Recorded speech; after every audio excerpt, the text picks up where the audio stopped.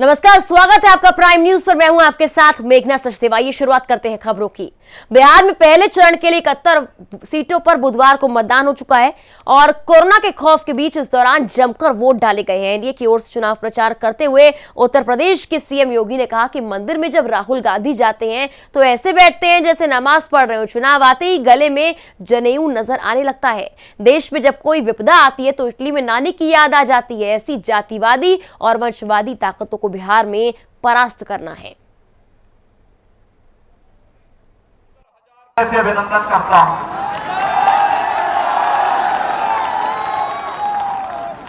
भाइयों बहनों,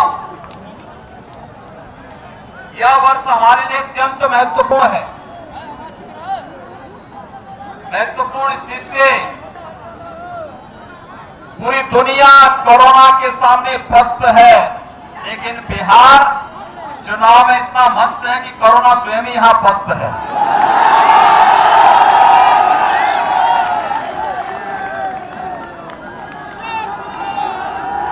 कल मैं देख रहा था बिहार के उत्साह को।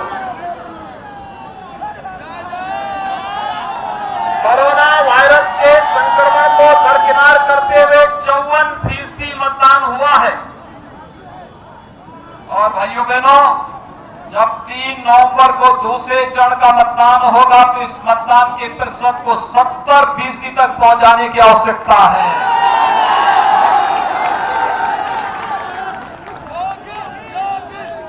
देश के यशस्वी प्रधानमंत्री आदरणीय नरेंद्र मोदी जी ने 2 बातें जरूर कही हैं। एक, उन्होंने कहा कि बीमारी और अग्नि को कभी भी हल्के नहीं, यानी इसे बचाव जितना हो सकता है उतनी सावधानी बरतने की आवश्यकता है। और भाइयों बहनों, जब तक दवा या वैक्सीन हमारे पास स्वयं नहीं आ जाती है, तब तक हर हाल में बचाव ही सर्वोत्तम उपाय है। और बचाव के लिए 2 गज की दूरी और मास्क जरूरी का पालन हमें करना ही होगा। इसका पालन करने का आह्वान आप सबसे करूंगा। भाइयों बहनों, एक तरफ कोरोना महामारी से लड़ते हुए आप सबके उत्साह ने दुनिया के सामने एक नई नजीर प्रस्तुत की है, और दूसरी तरफ 500 वर्षों की देश और दुनिया की एक जो ठीस थी, अयोध्या में भगवान राम के भव्य मंदिर के निर्माण के कार्य का शुभारंभ आदरणीय प्रधानमंत्री जी के कर कमलों से 5 अगस्त 2020 को प्रारंभ हो चुका है। इसके लिए मिथिलांचल वासियों को बधाई व्यक्त करने के लिए आया। और मैं सही बता रहा हूं कि मेरी हार्दिक इच्छा थी कि श्रीमान कामेश्वर चौपाल जी की तरह ही आपकी उपस्थिति भी उस अवसर पर अयोध्या में हो। लेकिन भाइयों बहनों, कोरोना संक्रमण को देखते हुए हम लोगों ने कम संख्या में अतिथि बुलाए थे, लेकिन कार्यक्रम का लाइव प्रसारण भी करवाया गया। और हम लोगों की हार्दिक इच्छा होगी कोरोना को परास्त करके अयोध्या में भगवान राम का भव्य मंदिर का निर्माण करके हर मिथिलांचल वासी अयोध्या में आकर के राम जानकी का दर्शन करके अपने जन्म और जीवन को पूर्ण अर्जन का भागीदार बनाए। इस दृष्टि से आपको अग्रिम आमंत्रण देने के लिए भी आज मैं विशेष रूप से यहां आया हूं।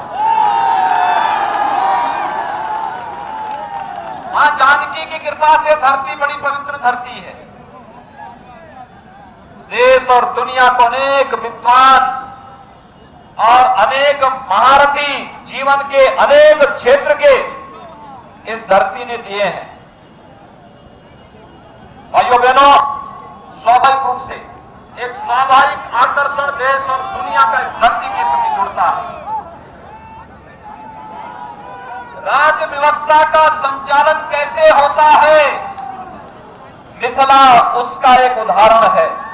महाराज मिथि से प्रारंभ चली परंपरा किस रूप में आदर्श राज्य के संचालन का आदर्श बनती है, और वही तो कार्य आज प्रधानमंत्री मोदी जी के नेतृत्व में भारत की सरकार और नीतीश कुमार जी के नेतृत्व में बिहार की सरकार वही कार्य करते हुए देश और दुनिया के सामने नए नए मानक और नए नए आदर्श बनाते जा रहे हैं। भाइयों बहनों, पूरी दुनिया कोरोना से त्रस्त है, लेकिन भारत के अंदर प्रधानमंत्री मोदी जी के नेतृत्व में लिए गए समयबद्ध निर्णय और देश के व्यापक हित में उठाए गए कदमों ने आज भारत को एक सुरक्षित स्थिति में पहुंचाया है। कोरोना कालखंड में गरीब कल्याण पैकेज की घोषणा करके 80 करोड़ लोगों को देश के अंदर खाद्यान्न की गारंटी देना,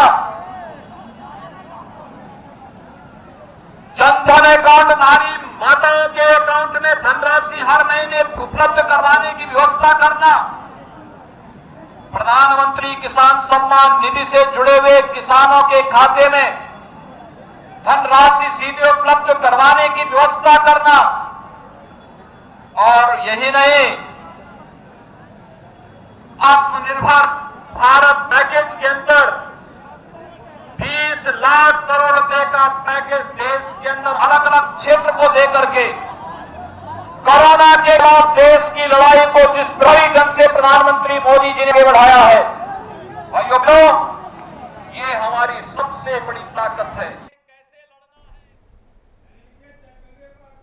उत्तर प्रदेश के उपचुनाव में सभी पार्टियां अपने अपने प्रत्याशियों को जिताने के लिए जोर शोर से लगी हुई हैं।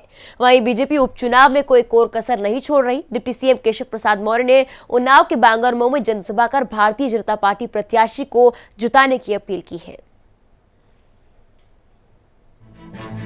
उत्तर प्रदेश में विधानसभा के उपचुनाव को लेकर बीजेपी जोरों शोरों से प्रचार में जुटी है। पार्टी के दिग्गज नेता अलग अलग क्षेत्रों में जाकर बीजेपी प्रत्याशियों के लिए वोट मांग रहे हैं। इसी को लेकर यूपी के डिप्टी सीएम केशव प्रसाद मौर्य उन्नाव के बांगरमऊ पहुंचे, जहां उन्होंने बीजेपी उम्मीदवार श्रीकांत कटियार के समर्थन में जनसभा को संबोधित किया और जनता से बीजेपी प्रत्याशी को जिताने की अपील की। सपा बसपा कांग्रेस को जनता ने नकार दिया है और 2020 के यह जो उपचुनाव आए हैं, इन उपचुनाव में भारतीय जनता पार्टी का कमल एक बार फिर से खिलने जा रहा है। बसपा में बगावत भाजपा में नहीं हुई है, बसपा में हो जाए, सपा में हो जाए, कांग्रेस हो जाए, सब समाप्त होकर के सब भाजपा हो जाए, ऐसा हम चाहते हैं। ये लोग तो आरोप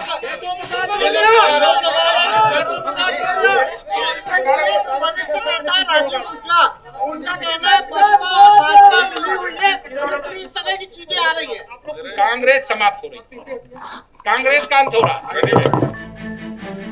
दरअसल उत्तर प्रदेश की 7 विधानसभा सीटों पर 3 नवंबर को वोट डाले जाएंगे। इस उपचुनाव को 2020 विधानसभा चुनाव के लिहाज से खासा अहम माना जा रहा है। इसीलिए बीजेपी चुनाव में जीतने के लिए कोई कोर कसर नहीं छोड़ना चाहती। उन्नाव से तौहीद अहमद, प्राइम न्यूज। उत्तर प्रदेश के डिप्टी सीएम दिनेश शर्मा आज जौनपुर पहुंचे, जहां पर उन्होंने मलानी सीट से भारतीय जनता पार्टी प्रत्याशी के समर्थन में चुनावी सभा को संबोधित किया। इस दौरान दिनेश शर्मा ने केंद्र और प्रदेश सरकार की उपलब्धियां गिनवाई और कहा कि मल्हनी के विकास के लिए बीजेपी उम्मीदवार को जिताने की अपील की है। दिनेश शर्मा ने कहा कि देश प्रदेश में बीजेपी की सरकार है और मल्हनी में भारतीय जनता पार्टी का कमल खिला तो विकास की गति तेज होगी। इस चुनाव से तय होगा कि मल्हनी की जनता विकास चाहती है या फिर गुंडा राज। इस दौरान डिप्टी सीएम ने सपा बसपा और कांग्रेस पर जमकर हमला बोला और विधानसभा उपचुनाव में सभी 7 सीटों पर भारतीय जनता पार्टी की जीत का दावा भी किया।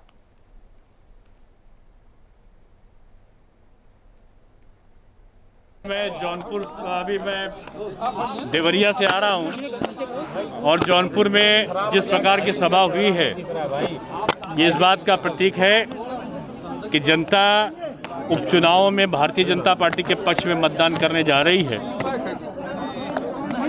हर जगह विकास हो और विकास तीव्र गति से हो, इसके लिए ज़रूरी है कि भारतीय जनता पार्टी जीते। यही आह्वान हम लोगों ने किया है और यहाँ के लोगों ने जिस प्रकार से अपनी उत्सुकता दिखाई है वो इस बात का प्रतीक है कि भारतीय जनता पार्टी के पक्ष में पूरा वातावरण सभी जगह पर है, चाहे वो बिहार हो और चाहे उत्तर प्रदेश के उपचुनाव हो, दोनों में भारतीय जनता पार्टी की विजय निश्चित है।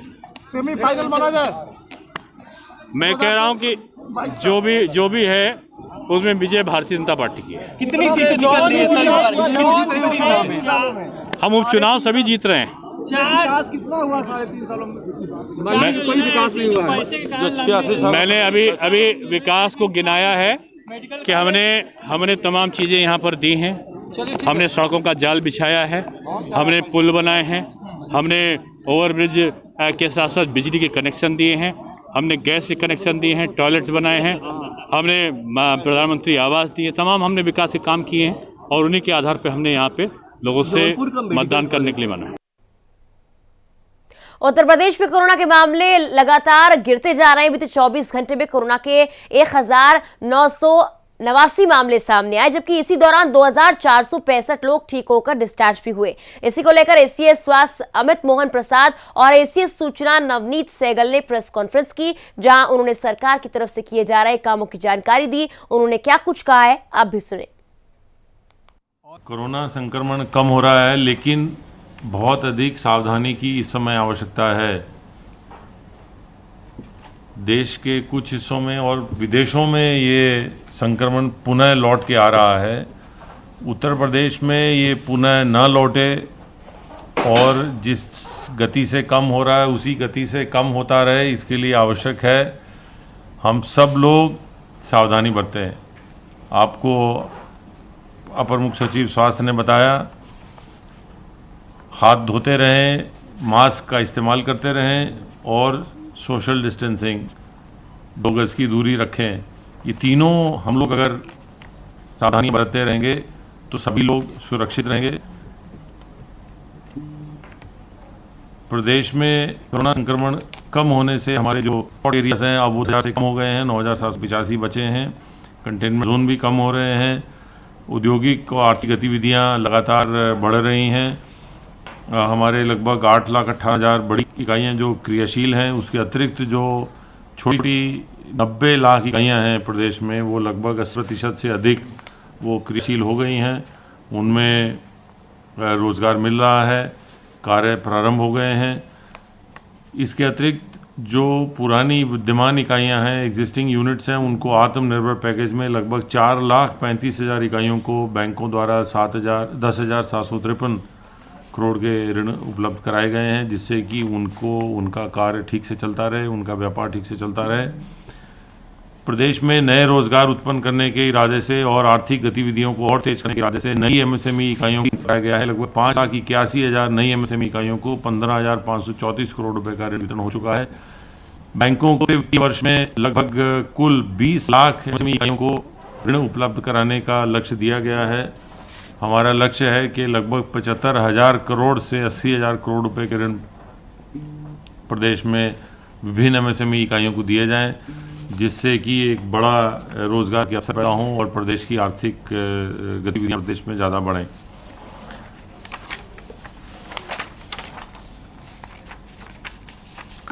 किसानों के लिए प्रदेश सरकार उनके धान क्रय के कार्यक्रम में प्रदेश सरकार प्राथमिकता से उनके साथ काम कर रही है।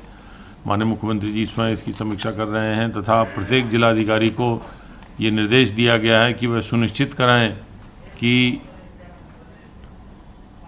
कृषकों को, किसानों का धान खरीदा जाए, आसानी से खरीदा जाए और उसको उनको न्यूनतम समर्थन मूल्य उनको उपलब्ध कराया जाए। 72 घंटे के अंदर उनको धनराशि हस्तांतरित की जाए। अभी तक लगभग 39,13,000 कुंटल धान खरीदा जा चुका है, जबकि पिछले वर्ष से ये लगभग 6 से 7 गुना अधिक है और किसानों को लगातार भुगतान हो रहा है धान खरीद का।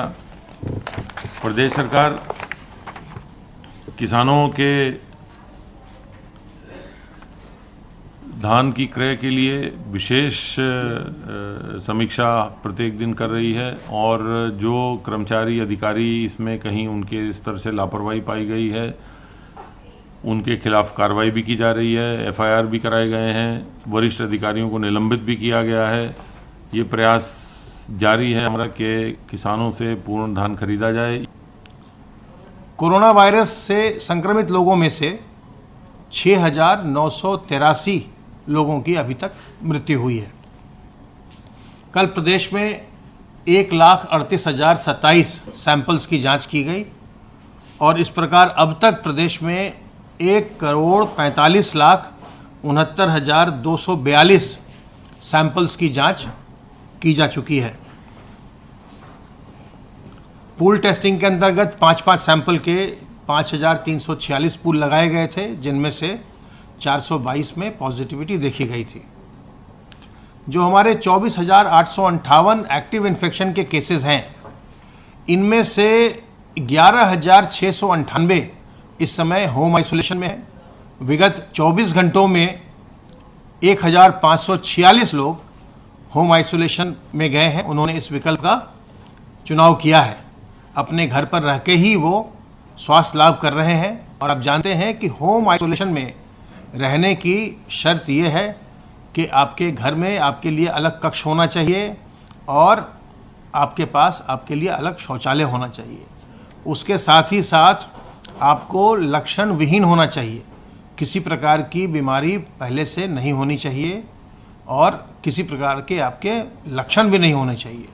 अगर आपके कोई लक्षण है या आप पहले से किसी बीमारी से ग्रस्त हैं या बहुत अधिक उम्र के हैं, तो यह उपयुक्त होगा कि आप अस्पताल में भर्ती होकर के आप चिकित्सकों के देख रेख में स्वास्थ्य लाभ करें और 10-12 दिन में बिल्कुल स्वस्थ होकर अपने घर आ जाएं।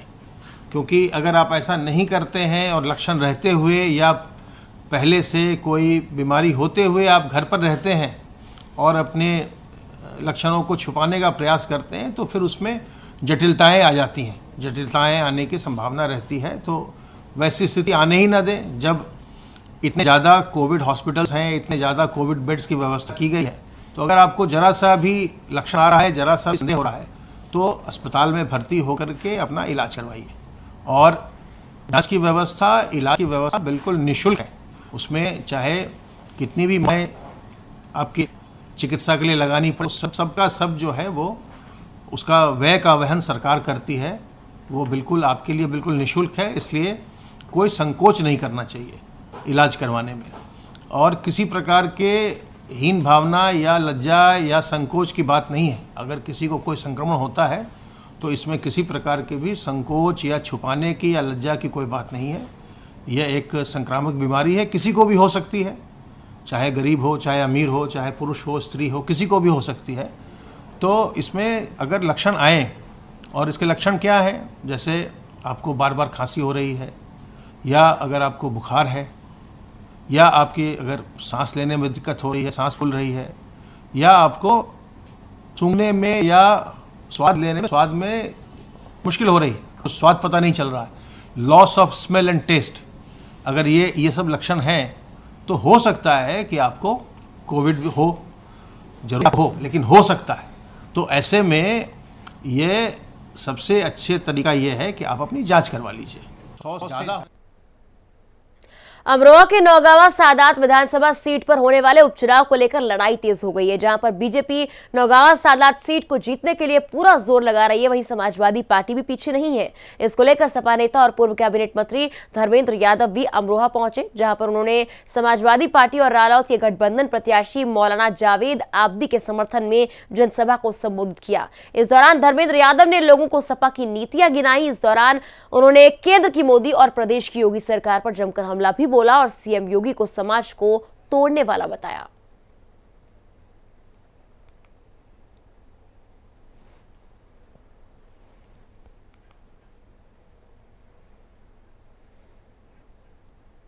उन्होंने 2017 में क्या क्या कहा था कि सरकार बनने दो, 1 हफ्ते में गन्ने का भुगतान हो जाएगा।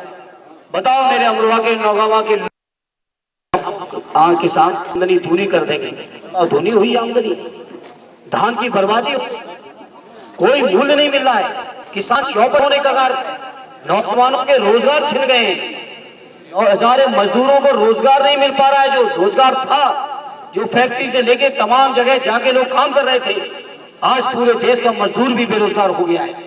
इसलिए आज इस मौके पर जब ये चुनाव हो रहा है तो बहुत महत्वपूर्ण चुनाव है। इस महत्वपूर्ण चुनाव में भारतीय जनता पार्टी की जो जन विरोधी नीतियां हैं उनके खिलाफ भी आपको जनादेश देना है। वहीं आने वाले 2022 में उत्तर प्रदेश के अंदर एक नई किरण, जो आपको उम्मीद की जो किरण है, समाजवादी पार्टी, जिसके नेता माननीय अखिलेश यादव जी हैं, जिन्होंने अपने कार्यकाल में, उनके बारे में अब हमें आपको कहीं बताने के सबूत देने की जरूरत नहीं है। जब उनका कार्यकाल रहा है तो उन्होंने जनता के बीच कैसी सेवाएं हो सकती हैं, बेहतर से बेहतर सेवाएं, दुनिया की सबसे बेहतरीन सेवाएं देने का प्रयास माननीय अखिलेश जी ने किया है। वो जनता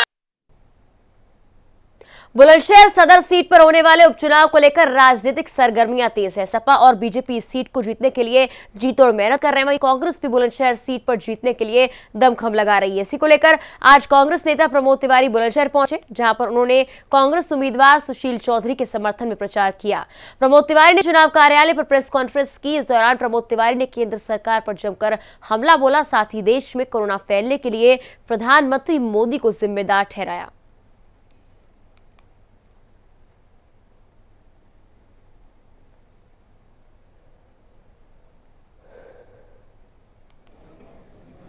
प्रियंका जी ने एक संदेश लेकर भेजा है, ख़ास तौर से प्रियंका जी से बात करके हम लोग चले हैं भाई सुशील चौधरी जी के लिए।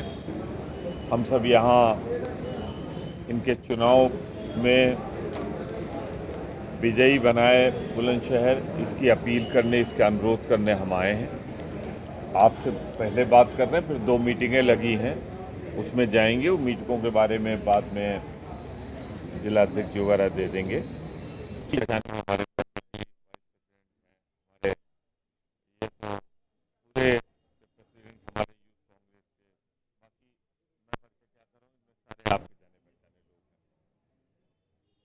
देखिए, कल चुनाव, थोड़ा बिहार 1 मिनट के लिए बस, जो बिहार से, क्योंकि मैं वहाँ का स्टार कैंपेनर हूँ, तो मैं 2 राउंड जो मेरे हुए हैं वहाँ पे, वहाँ एक बात बड़ी साफ उभर के सामने आ रही है। पहली बार हो रहा है, इसके पहले नहीं हुआ था, कि आरएलडी लीडर, हमारे मुख्यमंत्री कैंडिडेट तेजस्वी जी, राहुल जी की चुनाव सभाओं में पंडाल दूर रह जाता है, पूरा मैदान भर जाता है, और हमारे प्रधानमंत्री जी या नीतीश जी की सभाओं में पंडाल भरना मुश्किल हो रहा है। दूसरा, जो चेहरों पे उत्साह दिख रहा है, अगर कोई पैमाना है, मैं नहीं कहता कि ये बिल्कुल फुल प्रूफ पैमाना है। बीएसपी प्रमुख मायावती के भारतीय जनता पार्टी के पक्ष में बयान देने के बाद प्रदेश में राजनीतिक हलचल तेज हो गई है। मायावती के बयान को लेकर कांग्रेस ने बीएसपी पर जमकर हमला बोला है। कांग्रेस विधानमंडल दल की नेता आराधना मिश्रा ने मायावती पर निशाना साधते हुए कहा कि बसपा भारतीय जनता पार्टी के लिए काम करती है। हमने पहले भी कहा था कि बसपा बीजेपी की बी टीम है।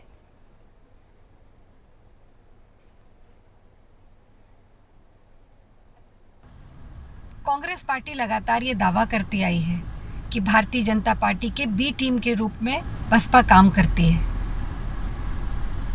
और आज जो सुश्री मायावती जी का बयान आया है, जिसमें उन्होंने कहा है कि विधान परिषद के चुनाव में वो भारतीय जनता पार्टी के कैंडिडेट्स का समर्थन करेगी, ये स्पष्ट कर देता है कि ये एक डील का हिस्सा थी। राज्यसभा में जहां मात्र 17 विधायक के साथ, जिसमें से 7 बागी हो गए थे, राज्यसभा में उनका उम्मीदवार निर्विरोध चुना गया, और उसके एवज में विधान परिषद में बसपा ने अपना समर्थन बीजेपी को देने की घोषणा की। अगर आप उपचुनाव की बात करें, अमूमन बीएसपी ने उपचुनाव नहीं लड़े। इस बार केवल और केवल भारतीय जनता पार्टी को फायदा पहुंचाने के लिए, क्योंकि हर मुद्दे पे बीजेपी फेल हो चुकी है, बीएसपी ने अपने उम्मीदवार उतारे हैं। मैं यही कहूंगी कि अपने राजनीतिक फायदे के लिए अपने सिद्धांतों से कोई किस हद तक समझौता कर सकता है, ये उसका सबसे बड़ा प्रमाण है। और इसी के साथ फिलहाल के इस बुलेटिन में इतना ही। तमाम खबरों के लिए आप बने रहिए प्राइम न्यूज पर। नमस्कार।